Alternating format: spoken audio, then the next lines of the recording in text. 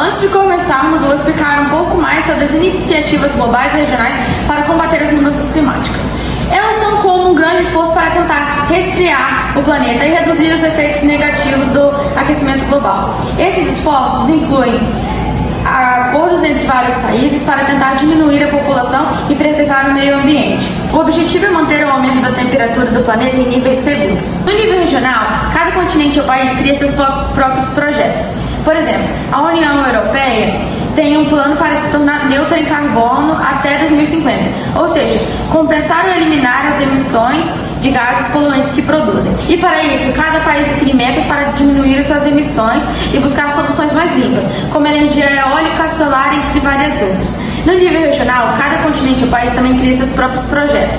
Por exemplo, a União Europeia tem um plano para se tornar neutra em carbono até 2050, ou seja, compensar ou eliminar as emissões de gases poluentes que vem causado. Além disso, muitas cidades estão adotando medidas como transportes públicos, ciclovias e áreas verdes, que ajudam a combater as mudanças climáticas localmente. Essas iniciativas são importantes porque o clima afeta todos e cada pequena ação conta para desacelerar o aquecimento global. Agora nós iremos falar sobre a colaboração internacional, com a ajuda de nossos espectadores, enviando perguntas a todo momento. E para debater esses assuntos, chamamos convidados mais que especiais: o renomado biólogo João Vitor Onhas e o gestor de projetos sociais e voluntário de muitas ONGs, Miguel Zucoluto. Bom dia, João Vitor. Bom dia, Miguel. Como vocês estão? Bom dia. Nós estamos bem e é uma grande honra estar no seu podcast Voz do Clima. Seguinte, hoje o podcast irá funcionar com um sistema de perguntas e respostas, tudo bem? Sim. Para começar, por que você acredita que as colaborações internacionais são tão cruciais no combate às alterações climáticas? Mudanças climáticas afetam o mundo todo, não só um país ou uma região. Um país sozinho não consegue fazer o suficiente. Então, a cooperação entre nações é essencial para medidas globais que realmente façam diferença, como limitar emissões de carbono e preservar ecossistemas. Miguel, como as ONGs, as que você participa, por exemplo, ajudam e podem contribuir para monitorar e impulsionar esses acordos?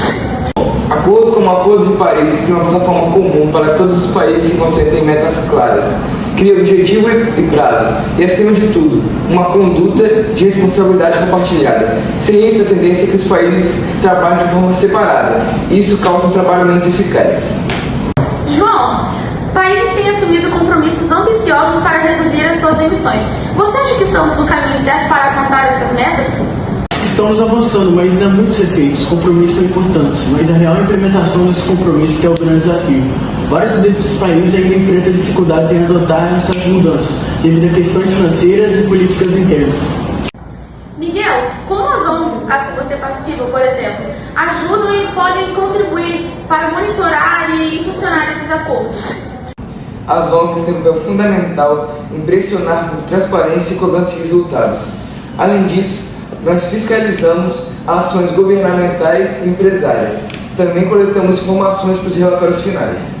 Você acredita que os países mais ricos estão certos em ajudar a financiar iniciativas climáticas nos países em desenvolvimento? Não o suficiente, há valores financeiros, mas muitas vezes os valores não são repassados integralmente. Vários países em desenvolvimento enfrentam dificuldade de financiamento e dependem desse apoio para implementar ações sustentáveis. Miguel, como você vê o papel das novas tecnologias e das inovações verdes nas iniciativas climáticas globais?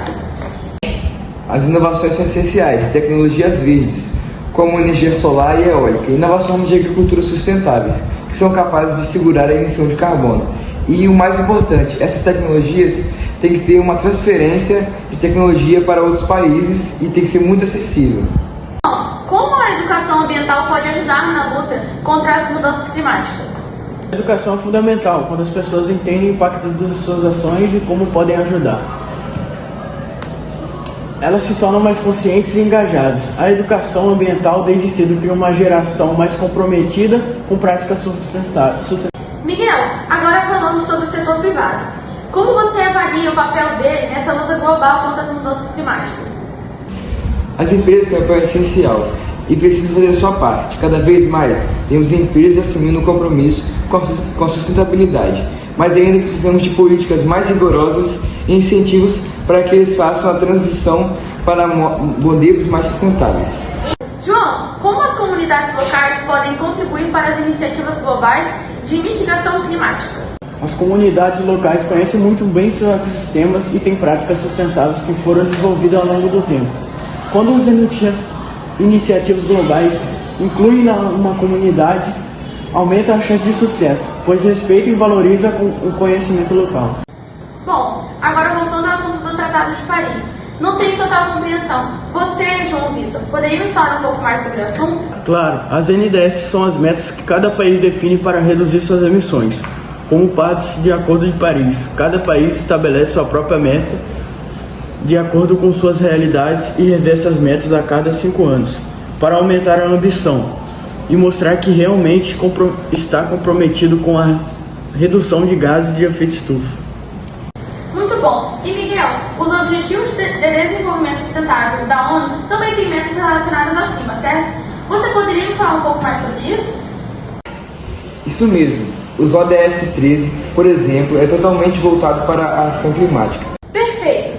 E quando a gente pensa em como entender o impacto das mudanças climáticas, o IPCC acaba tendo muita importância. João Vitor, você poderia me falar um pouco mais sobre isso?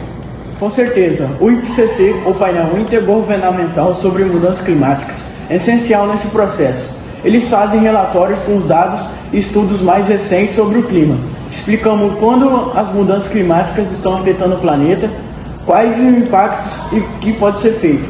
Esses relatórios ajudam muitos governos a criarem políticas e ações para lidar com o aquecimento global. Interessante. Agora, Miguel, explica um pouco sobre o Fundo Verde para o Clima. Como ele ajuda no combate às mudanças climáticas? O Fundo Verde para o Clima, o GCF, foi criado para apoiar países em desenvolvimento.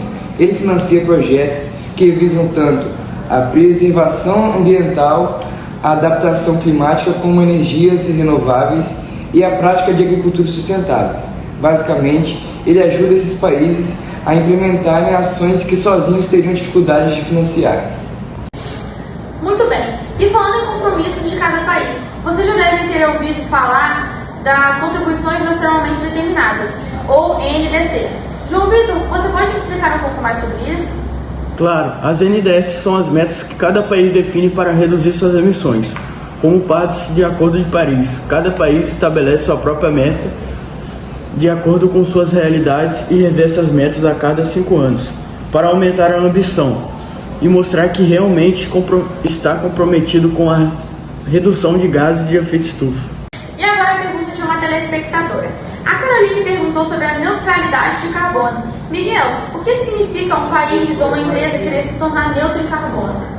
Boa pergunta. Neutralidade de carbono significa que a quantidade dos gases de efeito estufa vai ser compensada pela remoção desses gases da atmosfera.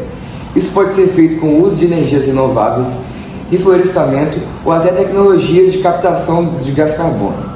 O objetivo final é zerar as emissões líquidas, ou seja, equilibrar tudo o que foi emitido com o que é retirado. Faz sentido. E João Vitor, quais são os setores que precisam reduzir as suas emissões para ajudar no combate às mudanças climáticas? Os setores mais críticos são de energia, transporte, agricultura, indústria e construção civil. Cada um desses setores precisa adotar práticas mais sustentáveis, como investir em energias renováveis e melhorar a eficiência energética. E um desse grande desafio é essencial para reduzir as emissões globais. Sem dúvidas. Pergunta sobre o tema: Iniciativas Regionais de Alterações Climáticas no Brasil. Bernardo e o Isaac perguntaram se você, João Vitor, poderia explicar o que são essas iniciativas regionais e como elas se diferem das políticas nacionais. Claro, as iniciativas regionais são basicamente ações locais ou de cada estado que têm um foco na necessidade e característica específica de cada região. Enquanto o governo federal cria políticas mais amplas, essas iniciativas determinadas naquilo que mais afeta na região. Por exemplo, no Nordeste, que sofre bastante com a seca, as estratégias vão focar mais em soluções para deixar mais acessível o uso da água. Interessante. E João Vitor, você acha que essas iniciativas locais têm mais impacto do que as políticas federais? Acho que o impacto é diferente, mas não necessariamente maior ou menor. As iniciativas regionais têm a vantagem de poder focar em problemas específicos. mas as políticas federais têm um alcance e um poder de investimento maiores. Então, quando as duas esferas trabalham juntas, o impacto costuma ser bem mais forte. Boa, João Vitor. Agora uma pergunta para vocês dois. Vocês poderiam dar alguns exemplos de iniciativas que estão fazendo diferença no Brasil? Uma que eu acho muito interessante é o projeto Refloresta São Paulo, que busca recuperar áreas verdes no estado e, além de ajudar na absorção do gás carbônico, traz benefícios como a melhoria da qualidade do ar, a ajuda na produção de biodiversidade local. No Rio de Janeiro temos um mutirão de reflorestamento que envolve comunidades na restauração da Mata Atlântica. As pessoas da própria região participam do plantio e da manutenção das árvores, criando um senso de responsabilidade local e gerando empregos ao mesmo tempo. Bom, pessoal, encerramos o nosso podcast por aqui. Muito obrigada a todos vocês que nos acompanharam e colaboraram com perguntas. Até a próxima!